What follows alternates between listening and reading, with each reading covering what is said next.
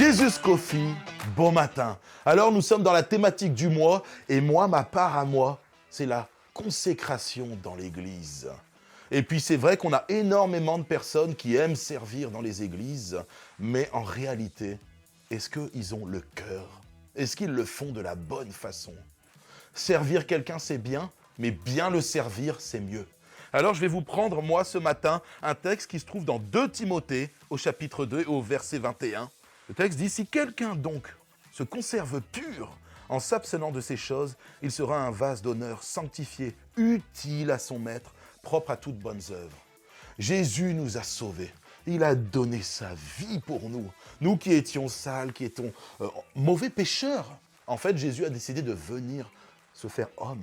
Lui qui était le roi des rois, qui était dans le ciel de gloire, qui était élevé au plus haut des cieux, s'est rabaissé et s'est mis à notre service.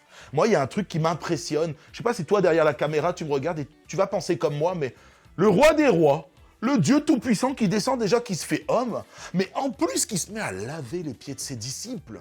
Mais où t'as vu ça? Est-ce que t'as déjà vu un président se mettre à genoux devant le peuple?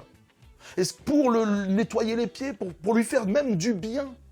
C'est quelque chose d'impensable. Jésus l'a fait pour toi, il l'a fait pour moi. Et ce que Jésus te demande ce matin, c'est d'avoir le même cœur que lui, de lui être semblable, de lui ressembler. Alors, j'y arriverai jamais jusqu'à la fin de ma vie, j'essayerai. Je peux avoir même 17 vies, je ne serai jamais comme Jésus. Il est parfait, il est saint, il est pur, mais je vais essayer de lui ressembler et essayer d'avoir un cœur pur.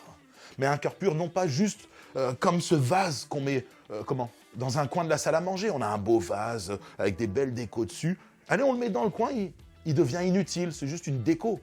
Jésus t'appelle à le servir. C'est pas être pur pour être mis dans un coin, c'est être pur pour bénir les gens qui t'entourent. On est dans un monde égoïste, égocentrique, où les gens ont du mal à aider les autres et à se tourner vers les autres. Ici, à Source de Vie, à travers l'association Zoé, on bénit les gens, on donne aux autres, on se tourne vers les autres, on est au service de la communauté, au service des gens autour de nous. Alors je t'encourage à le faire avec un cœur pur, plein d'amour pour ton prochain. Source de Vie, the church to be.